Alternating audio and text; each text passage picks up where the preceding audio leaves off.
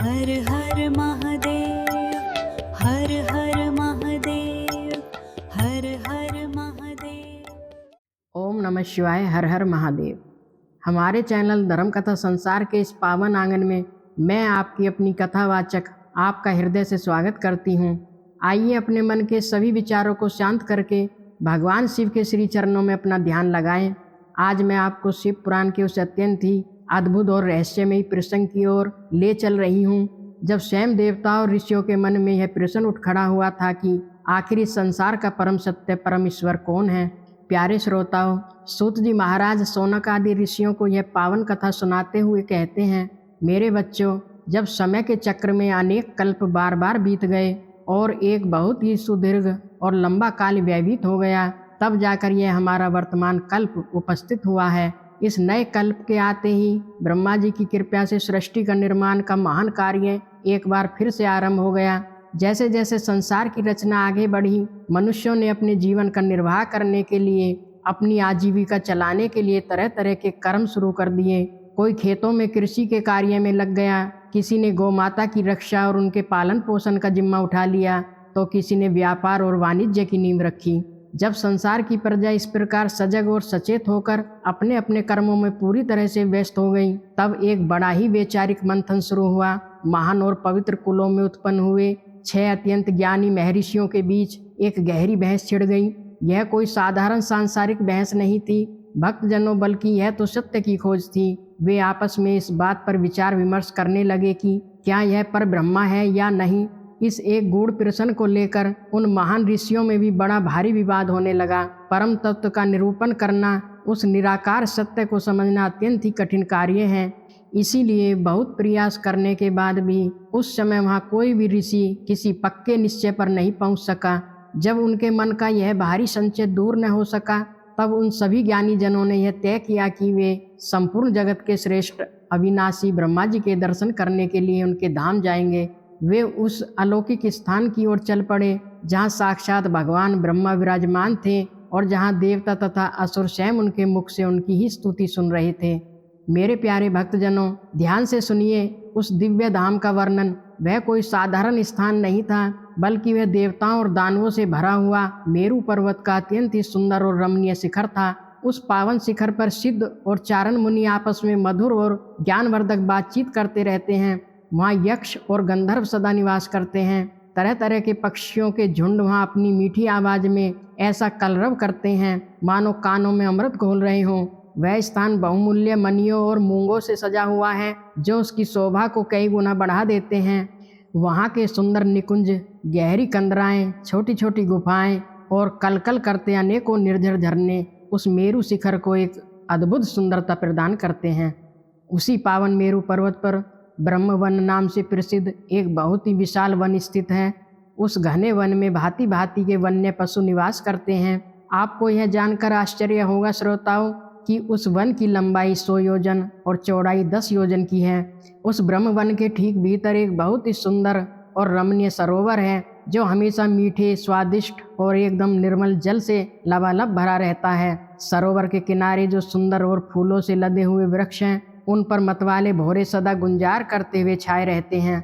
भक्तों, उसी वन के मध्य में एक बड़ा ही मन को मोह लेने वाला अत्यंत विशाल नगर बसा हुआ है, जो प्रातः काल के उदय होते हुए सूर्य की भांति चारों ओर प्रकाशित होता रहता है। उस नगर में ऐसे दैत्य, दानव और राक्षस निवास करते हैं, जो अपनी शक्ति का बड़ा अभिमान करते हैं और जिन्हें युद्ध में जीतना बहुत ही कठिन है। दूर से देखने पर वह पूरा नगर ऐसा प्रतीत होता है मानो वह शुद्ध तपाए हुए सोने से बना हो।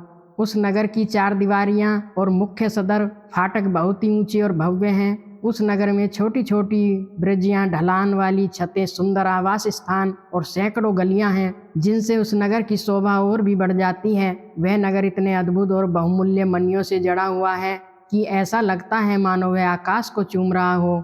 वहाँ कई करोड़ विशाल और गगनचुंबी भवन उस नगर को अलंकृत करते हैं। इसी दिव्य और स्वर्गमयी नगर में प्रजापति ब्रह्मा अपने सभी सभासदों के साथ निवास करते हैं। उन महान ऋषियों ने जब वहाँ प्रवेश किया तो उन्होंने साक्षात लोक पितामह ब्रह्मा जी के दर्शन किए। ब्रह्मा जी की सेवा में देव ऋषियों के बड़े बड़े समुदाय बैठे हुए थे। मेरे प्यारे भक्तजनों, अपने मन की आंखों से ब्रह्मा जी के उस अद्भुत स्वरूप का दर्शन कीजिए। उनके श्रीअंगों की कांति एकदम शुद्ध सोने के समान दमक रही थी। वे अपने शरीर पर सभी प्रकार के दिव्य आभूषणों से विभूषित थे। उनका मुखमंडल बहुत ही प्रसन्न दिख रहा था और उस पर एक असीम सौम्यता झलक रही थी। उनके नेत्र खिले हुए कमल के पत्तों के समान अत्यंत विशाल और सुंदर थे। वे एक अलौकिक और दिव्य कांति से संपन्न थे। उनके श्रीअंगों पर दिव्य और सुगंधित चंदन का अनुलेपन चर्चित था। उन्होंने दिव्य श्वेत रंग के वस्त्र धारण किए हुए थे और वे दिव्य फूलों की मालाओं से सुशोभित हो रहे थे। ब्रह्मा जी के उन पावन चरण कमलों की वंदना देवताओं के राजा सुरेंद्र, असुरों के राजा ऐश्वरेंद्र और बड़े बड़े योगिंद्र भी कर रहे थे। जिस प्रकार सूर्य की प्रभा हमेशा दिनकर की सेवा में रहती है, ठीक उसी प्रकार सभी शुभ लक्षणों से युक्त साक्षात माता सरस्वती देवी अपने हाथों में चंवर लेकर उनकी सेवा कर रही थी। माता सरस्वती की सेवा से ब्रह्मा जी की शोभा अत्यंत ही मनोहारी लग रही थी। साक्षात ब्रह्मा जी के ऐसे अलौकिक दर्शन पाकर उन सभी महर्षियों के मुख और नेत्र खुशी से खिल उठे। उनका हृदय भक्ति से भर गया और उन्होंने अपने मस्तक पर अंजलि बांधकर हाथ जोड़कर उन सर्वश्रेष्ठ ब्रह्मा जी की स्तुति करना आरंभ किया। ऋषियों ने अत्यंत मधुर और भक्तिपूर्वक वाणी में कहा, हे पुराण पुरुष, हे परमात्मा, इस संसार की सृष्टि, पालन और संहार हेतु आप ही 3 रूप धारण करने वाले हैं। ऐसे आप ब्रह्मा जी को हमारा बारंबार नमस्कार है। हे प्रभु, ये प्रकृति ही आपका शरीर है। आप ही इस प्रकृति में क्षोभ उत्पन्न करने वाले हैं। यद्यपि आप प्रकृति के रूप में 23 प्रकार के विकारों से युक्त दिखाई देते हैं, परंतु वास्तव में आप पूरी तरह ही निर्विकार हैं। ऐसे ब्रह्मदेव को हमारा प्रणाम है। यह संपूर्ण ब्रह्मांड आपकी ही देह है। फिर भी आप इस ब्रह्मांड के उदर में निवास करते हैं। वहाँ भीतर रहकर ही आपके सभी कार्य और कारण सम्यक रूप से सिद्ध होते हैं। ऐसे सर्वव्यापी ब्रह्मा जी को हम नमस्कार करते हैं। ऋषि आगे बोले, हे नाथ, आप स्वर्गलोक स्वरूप हैं और इन सभी लोकों के श्रेष्ठा भी आप ही हैं। संपूर्ण जीवों का उनके शरीर से संयोग कराना और फिर वियोग कराना, इन दोनों ही कार्यों के हेतु आप ही हैं। आपको हमारा कोटि कोटि प्रणाम है। हे पितामह, यद्यपि आपसे ही संपूर्ण जगत की सृष्टि होती है, पालन होता है और अंत में संहार भी होता है, फिर भी माया के आवरण से आवृत होने के कारण हम अज्ञानी जीव आपको नहीं जान पाते। सूत जी आगे कहते हैं कि उन महान भाग्यशाली महर्षियों द्वारा इस प्रकार की गई स्तुति को सुनकर ब्रह्मा जी बहुत प्रसन्न हुए। उन्होंने उन मुनियों के हृदय को आनंद और आहद प्रदान करते हुए अपनी गंभीर और शांत वाणी में इस प्रकार कहा। ब्रह्मा जी बोले, हे महान सत्वगुण से संपन्न महाभाग और महातेजस्वी महर्षियों, आप सब लोग एक साथ मिलकर यहाँ किस लिए आए हैं?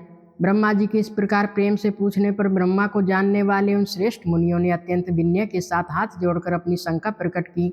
मुनियों ने कहा, हे भगवान, हम सभी अज्ञान के एक बहुत बड़े अंधकार से आवृत हो गए हैं और इसी कारण हमारा मन बहुत खिन्न हो रहा है। हम आपस में लगातार विवाद कर रहे हैं, फिर भी हमें उस परम तत्व का साक्षात्कार नहीं हो पा रहा है।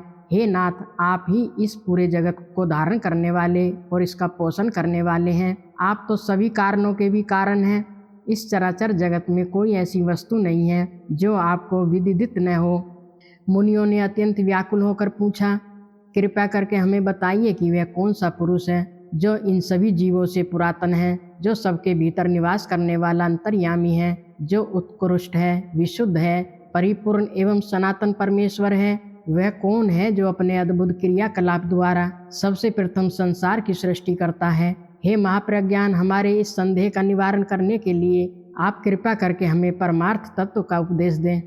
मेरे प्यारे श्रोताओं, जब मुनियों ने यह गूढ़ प्रश्न पूछा तो ब्रह्मा जी की प्रतिक्रिया देखने योग्य थी। मुनियों के इस प्रकार पूछने पर ब्रह्मा जी के नेत्र आश्चर्य से पूरी तरह खिल उठे।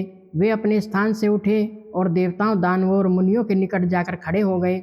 वे एक लंबे समय तक, चिरकाल तक गहरे ध्यान में मगन हो गए और फिर ध्यान से जागने के बाद वे परम आनंद में विभोर हो उठे और उनके श्री मुख से केवल एक ही पावन शब्द निकला, रुद्र। भगवान शिव के उस परम पावन नाम का स्मरण करते ही ब्रह्मा जी का सारा शरीर रोमांच से पुलकित हो उठा। भक्ति के उन अश्रु और आनंद के साथ वे हाथ जोड़कर उन ऋषियों से आगे का संवाद करने लगे। भक्तजनों, शिव का नाम ही ऐसा है जो सृष्टा को भी आनंद से भर देता है। आज की इस पावन कथा को हम यहीं विश्राम देते हैं। शिव जी की कृपा आप सभी पर बनी रहे। ओम नमः शिवाय। हर हर महादेव।